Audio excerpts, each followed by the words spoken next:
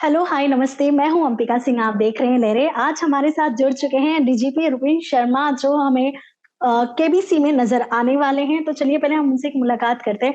Hello sir, welcome to लहरें, कैसे हैं आप? बस बहुत बढ़िया। आप सुनाइए कैसे हैं? बस सर, हाँ, हम लोग भी आपको देख के बढ़िया तो थे, अब आपको देख के हम लोग और बढ़िया हो गए। सो सर, कैसा रहा आपका एक्सपीरियंस अमिताभ बच्चन सर के साथ हॉट सीट पर बहुत बैठने के बढ़िया। बाद? बहुत बहुत बढ़िया। One is impressed by his simplicity and depth of personality and his knowledge. उनका जो नॉलेज है और ग्रेस है उनकी कंडक्ट करने की, that is very good. It was a very good experience. तो सर, हॉट सीट पे बैठने से पहले एक होता है, अगर हम लोग सपोज का एग्जांपल दें कि अगर कहीं इंटरव्यू देने जाते हैं तो हमारे मन में घबराहट होती है, तो हॉट सीट पे बैठने से पहले आपके अंदर क्या कुछ चल रहा था? हॉट सीट पर बैठने से पहले ये चल रहा था कि नहीं पहुंचे तो बड़ी शर्म की बात है। कि अगर नहीं पहुंचे तो बहुत शर्म की बात है, बिकॉज मतलब कोई ये नहीं समझता कि एक आईपीएस ऑफिसर भी एक आम इंसान की तरह एक ह्यूमन बीइंग है। कोई नहीं समझता। लोग को लगता है कि आईपीएस ऑफिसर है तो ये तो इतना बड़ा खुदा होगा, ये कुछ भी कर सकता है। पर ऐसा नहीं है। We are also like any other human being, we can also fail, but people don't understand. So it was a very big relief that I could reach to the hot seat. जी sir. तो जैसे कि sir, यहाँ पे जो आपका ये जो क्वेश्चन आंसर का ये जो इसमें दौर चालू था शो में, तो आपने कभी ऐसे पहले भी कुछ फेस किया था या फिर ये आपके लिए बहुत कुछ नया था? नहीं, किसमें? क्विज में या वैसे? क्विज में, जैसे कि आपने यहाँ पे क्विज के जो आपने फेस किया क्विज का, तो आपने कभी पहले भी, कैसे हमारे स्कूल में कॉलेजेस में भी क्विज कॉम्पिटिशन्स होते हैं, तो क्या आपने पहले भी कभी ये चीज फेस किया है? मैं कॉलेज में और यूनिवर्सिटी में भी क्विज वगैरह में पार्टिसिपेट करता रहा हूँ, तो हाँ। ऐसा नहीं था कि it was the first experience. But yes. ये कि हाँ, किसी स्टूडियो में जाके पार्टिसिपेट करना और एक लाइव ऑडियंस के सामने पार्टिसिपेट करना, फर्क तो पड़ता है उससे। फिर लाइव ऑडियंस के सिवा भी एक ये चीज ख्याल रखने की जरूरत है कि जब आप यूनिवर्सिटी या कॉलेज में करते हो तो एक लिमिटेड क्राउड है जो वहाँ कैप्टिव ऑडियंस है। जबकि यहाँ अगर आप स्टूडियो में पार्टिसिपेट कर रहे हो तो आपको पूरी कंट्री देखेगी होपफुली। Yes sir. तो तो वो सर, एक मतलब एक थोड़ा सा आदमी को केयरफुल रहना पड़ता है कि कैसे आपको बिहेव करना है या दूसरे के साथ बिहेव। जी। सो सर, शो में आने से पहले, मतलब जब आपको पता चला कि हाँ, आप शो में अमिताभ बच्चन सर के सामने बैठने वाले हैं, तो उसके लिए आपने कितनी तैयारियां की थी कि हाँ, मुझे जाके इस चीज की जरूरत पड़ सकती है वहां पर? नहीं, कोई खास तैयारी नहीं की थी। मतलब जो मैं जैसा हूँ मैं वैसा हूँ। मैं अपने आप को बदलना नहीं चाहता। जैसा मैं हूँ वैसा हूँ। कोई बहुत ज्यादा तैयारी नहीं की थी, सिर्फ इसके कि सिवाय इसके कि ये कौन बनेगा करोड़पति की जो टीम थी, उन्होंने कुछ उनकी स्पेसिफिक, नॉट स्पेसिफिक, जनरल कुछ रिक्वायरमेंट्स होती हैं कि आपकी इस तरह की क्लोथिंग या अटायर चाहिए। वो मतलब हमें समझ नहीं आता, पर जब आप स्टूडियो में जाएं तो आपको तब वहां जाके समझ आता है कि स्टूडियो और कैमरा की रिक्वायरमेंट्स और कलर कॉम्बिनेशन और ये सब चीजें अलग होती है। तो भैया, बिसाइड दैट कोई ऐसी कोई खास तैयारी नहीं की थी। ओके। तो बात करेंगे अमिताभ बच्चन सर से मिलने की। तो बॉलीवुड में कौन सा ऐसा स्टार है जो आपको पसंद था? बहुत से अच्छे स्टार्स हैं। अमिताभ बच्चन एक ऐसे हैं जिनके साथ we have grown up, in the sense कि हम जो बच्चे थे तब से हमने उनको देखा। जी। तो obviously he is a craze. सिर्फ इसी चीज के लिए वो क्रेज नहीं है कि वो एक अच्छे एक्टर हैं, बट एक पढ़े लिखे सुलझे नॉलेजेबल आदमी है। जी। दुनिया भर का उनको पता है। मतलब सिर्फ ये नहीं है कि एक हमने एक्टिंग की और कहानी खत्म। मतलब उनकी उनकी जो पर्सनालिटी है वो बियॉन्ड एक्टिंग भी है, तो इसलिए एक उनका एक अलग स्टेचर है। बट आई थिंक और भी अच्छे एक्टर्स होंगे। मैं I have had the privilege of listening to mister Kamal Hasan once when we were in training, so I found him equally knowledgeable. So Kamal Hassan is one who is very good, and और बहुत से किसी से व्यक्ति से मिलने का मौका नहीं मिला है। But ji. I find some others also very good in their own profession. मतलब all of them are good in their own profession. But जैसे कुछ एक पर्सनालिटीज और हैं जो uh, अपनी एक्टिंग स्किल्स के सिवा दूसरी स्किल्स के लिए भी जाने जाते हैं। जी। जैसे जैसे आशुतोष राणा है, he is not only known for his acting but also for writing and all those things. So obviously वो पर्सनालिटी जो है वो थोड़ी उभर के बाहर आती हैं, दे present themselves in a different manner, but there are a lot of people who are good, lot of people who are brilliant. Anyone who is in Bollywood in any capacity, कुछ तो उसमें कैलिबर होगा, तभी वो वहां पहुंचता है, नहीं तो नहीं पहुंच पाता। जी, तो सर जैसे कि आपने हमने देखा है प्रोमो में भी आपने इस शूट के दौरान आपने अमिताभ बच्चन सर को एक स्कार्फ दिया है। तो क्या ख़ासियत है उस स्कार्फ की और मतलब आपके दिमाग में वही क्यों आया कि हाँ, मुझे ये स्कार्फ ही देना है उन्हें? देखिए ऐसा है, मेरे मन में क्या था मैं आपको बताता हूँ कि नॉर्थ ईस्ट की जो अक्सर स्टेट्स हैं वो मेनलैंड से बहुत कटी हुई हैं, बहुत दूर है। जी, नॉर्थ ईस्ट की स्टेट्स का असम के सिवा बाकी जो स्टेट्स का कल्चर है उसके बारे में लोग बिल्कुल नहीं जानते हैं, या बहुत कम लोग जानते हैं। जी, मतलब मुझे तो इस चीज की भी हैरानी होगी कि अगर इंडिया की ऑलमोस्ट 60% पॉपुलेशन नॉर्थ ईस्ट की स्टेट्स के नाम गिनवा दे और उनके कैपिटल भी गिनवा दे। जी, ठीक है, तो मतलब मेरे मन में ये था कि अगर मैं वहां पहुंच जाऊं तो I should do something where North East के लोगों के साथ पूरा इंडिया और नॉर्थ ईस्ट के लोग जो हैं वो पूरी इंडिया के साथ, कंट्री के साथ एसोसिएट कर पाए। अब जी, उसके लिए मैं सबको तो ला नहीं सकता, जी सर। तो उसके लिए टोकनिज्म जरूरी था। तो अब जैसे हमारे यहाँ नागालैंड में 17 इंडिविजुअल डिफरेंट ट्राइब्स हैं, तो अब 17 के भी मैं नहीं ले जा सकता था कुछ भी गिफ्ट, बट टोकन में मैंने 2 3 4 चीज कुछ ले गया था टू रिप्रेजेंट नागालैंड। किसी एक पर्टिकुलर ट्राइब या किसी एक पर्टिकुलर कम्युनिटी के लिए नहीं, I had picked up 2 3 things. एक जैकेट थी जो there are very beautiful Naga jackets in red and black colour, वो ले गया था। जी, तो सेट्स पे भी ले गया था, बट देन आई रियलाइज कि वो जो भी जैकेट्स हैं वो अमिताभ बच्चन जी को फिट नहीं आएंगी। जी, So I dropped that idea कि it is not a good idea to present him something which is not useful at all. Okay, yes, वो अब मुझसे लेते और छोड़ देते, या क्रू में स्टूडियो में किसी को हैंड ओवर करते, तो उसका कोई मतलब नहीं था। हुँ, I just see the scarf will be a very good idea. It will be a decent thing. तो 2 3 अलग अलग तरह के स्कार्फ थे। So we discussed with the studio team, the creative team. So then they selected on this particular which I gifted to him. तो it was a जी, joint decision, उनका decision था, मेरी वाइफ का डिसीजन था, और plus crew का decision था कि हम क्या गिफ्ट करेंगे। So it was just symbolism कि अगर हम कोई ऐसी चीज दें कि जो अमिताभ बच्चन, अगर हम हॉट सीट पे पहुंचे तो वो पूरे शो के दौरान उस पीरियड में पहने, तो वो जो एक नॉर्थ ईस्ट के जो लोग हैं उनके लिए एक बहुत बड़ा सिंबॉलिक फैक्टर है कि हमारा स्टाफ जी, हमारे नागालैंड की रिप्रेजेंटेशन में नेशनल स्टेज पे 20 मिनट 25 मिनट के लिए रही। सो that was what was going through my idea कि एक नागालैंड को या एक ऐसे लोगों को जिनको लोग बहुत नहीं जानते हैं उनको एक नेशनल स्टेज पे प्रोजेक्ट कर सकें। जी। जैसे कि आपका ये आइडिया तो बहुत अच्छा था स्कार्फ का, लेकिन जब आपने वो स्कार्फ सर को पहनाया और वो पूरे एपिसोड के दौरान वो स्कार्फ पहने रहे, उस वक़्त आपके मन में क्या चल रहा था? क्योंकि उन्होंने पूरे देखिए एपिसोड में जो वो स्कार्फ उतारा नहीं था। ये एग्जैक्टली, सो यही बात है कि जो मुझे खुशी मिली वो तो मिली, पर आप ये इमेजिन नहीं कर सकते कि एक रुपेन शर्मा की खुशी पूरे नॉर्थ ईस्ट के सब ट्राइबल्स के मुकाबले में कुछ नहीं है। आप ये जी, लगाइए कि जितने ट्राइबल्स ऑफ नागालैंड है they are all happy. Manipur के जितने ट्राइबल्स हैं उनको भी लगता है कि ये मौका हमें भी मिल सकता है, और जी, हमारा भी एक नॉर्थ ईस्ट के रिप्रेजेंटेशन दिल्ली या बॉम्बे में या इंडियन मीडिया में हुआ है। जी, मेरी प्राइड तो है, मेरी फीलिंग्स जो तो है, इमोशन है, but imagine how the entire country, entire land mass of a country connect जी। With that. हाँ, एक ओके। इमोशन सबके जुड़े हैं।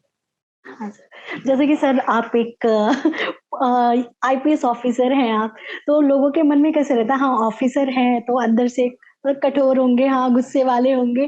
तो आपकी निजी लाइफ में सर आप कैसे हैं? मतलब सच में आप इतने स्ट्रिक्ट हैं या फिर ऐसे नॉर्मल हमारी जैसे कि हाँ, हँस दिया, बोल दिया? मैं भी आप जैसा हूँ, मैं भी आप जैसा हूँ। सर आखिरी बार आपको गुस्सा मैं भी कब आया सब था आप सर? जैसा हूँ, मैं भी एक इंसान हूँ, मैं भी सब आपकी तरह हूँ। हाँ, पर ये कि जब वो एक पुरानी जो स्टोरी है पंच परमेश्वर वाली कि जब आदमी कुर्सी पे बैठता है तो उस कुर्सी के साथ साथ प्रजा के साथ न्याय करना पड़ता है। वो एक फैक्टर आ जाता है कि जब आप काम कर रहे हो तो आपको उस तरह से बिहेव करना है। Otherwise I am also like a normal human being like anyone in the country. I think most Indian IPS officer or most police officers are like this. सब हम भी आप ही की तरह ऑर्डिनरी इंसान हैं, हमारे भी वही इमोशंस है, हमारी भी वही नीड्स है, हमारी भी वही रिक्वायरमेंट्स है जो एक इंसान की होती है। जी सर, जैसे कि सर एक बच्चा, जैसे कि हम एक बच्चे का एग्जांपल ले सकते हैं, बचपन से ही उसके मन में मतलब ज्यादा से ज्यादा 7-8 साल के बाद हाँ वो सोच लेता है कि हाँ मुझे यही बनना है। तो क्या आपने बचपन से ही सोचा था कि हाँ मुझे आईपीएस ऑफिसर ही आगे चल के बनना है? नहीं, मैंने नहीं सोचा था। मतलब मैं तो बड़ा एक हैप्पी गो लकी सा बच्चा था, एक अच्छी फैमिली से था, पर कभी नहीं सोचा था क्या बनना है। हाँ, एक मतलब अराउंड 10th क्लास के बाद ही आया था कि पॉलिटिक्स ज्वाइन करेंगे किसी स्टेज पे। हाँ, पर वो एक बच्चे के जैसे ख्वाब होते हैं, ख्वाब की तरह था, पर कभी ऐसा फोकस नहीं था कि क्या था। उसके बाद जिंदगी हर स्टेप पे जो आगे आता रहा वो मिलता रहा, और आज तक जो मिला वो अच्छा ही मिला। जी सर। तो सर कोई ऐसी घटना या कोई ऐसी याद आप हमारे साथ शेयर करना चाहे जो आपके साथ ये आपके काम करने के दौरान हुई हो? बहुत सी चीजें ऐसी हैं, कोई एक स्पेसिफिक चीज नहीं बताई जा सकती, पर सिर्फ ये बोल सकता हूँ कि मतलब जो मैंने कल सेट में भी कहा कि नागालैंड में काम करके मुझे जितना प्यार मिला है जी लोकल लोगों से, वो ऑलमोस्ट अनपैरेलल। जी। तो सर आने वाले मतलब जो आपको अभी तो आप यहाँ शो का हिस्सा बन चुके हैं आप, तो शो से मतलब जब आप यहाँ से गए हॉट सीट से, उसके बाद लोगों का रिएक्शन आपके साथ पहले जैसा ही था कि कुछ बदलाव देखने को मिला? अभी तो देखिए, मतलब आज शो कल कल शो एयर हुआ है, आज और एयर होगा, तो मोस्ट प्रोबेबली जो जो जो जैसे थे वो वैसे ही रहेंगे। हाँ, जी। कुछ ये हो सकता है कि कुछ लोग जो आपको नहीं जानते थे, जैसे सर हमारे जो फैमिली आपके मेंबर्स बारे में होते हैं, ना, अगर उन्हें पता चलता है, फैमिली मेंबर्स होते हैं हमारे, हाँ कि हाँ हमारे घर का ये मेंबर हॉट सीट पर बैठकर आया है, तो एक हाँ, अलग वो ही तो अभी तो बहुत हुआ है, वो तो बहुत हुआ है। जी सर।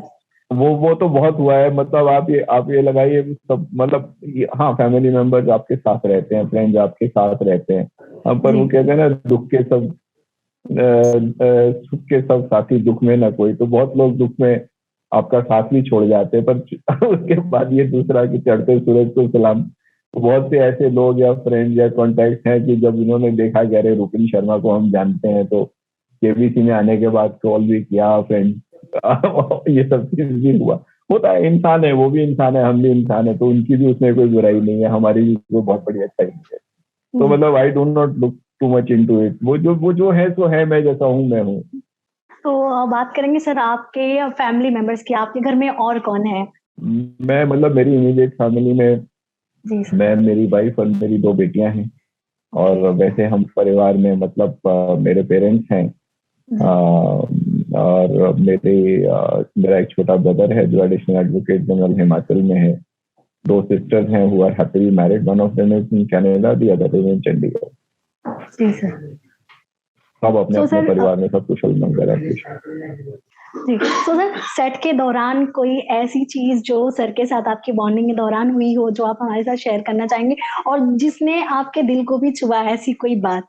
अ, देखिए, वैसे तो बहुत सी चीजें हो सकती हैं, बट आई थिंक एक जो इंसिडेंट की कि मैंने I have been working in the field of extradition and investigation abroad. जी। जी बहुत सर। साल तक मेरा एक्सपीरियंस रहा है। तो जी सर। कुछ ऑफिशियल कैपेसिटी में, कुछ पर्सनल कैपेसिटी में, इन द सेंस कि जो लोग जानते हैं कि मैं इस फील्ड में जानता हूँ, वो पर्सनल लेवल पे भी कंसल्ट करते हैं। जी। तो उस सिलसिले में मैंने जब देखा कि इस एरिया में बहुत से लोग को नॉलेज नहीं है, तो मैंने एक बुक लिखी थी जी। एक्सट्राडिशन में।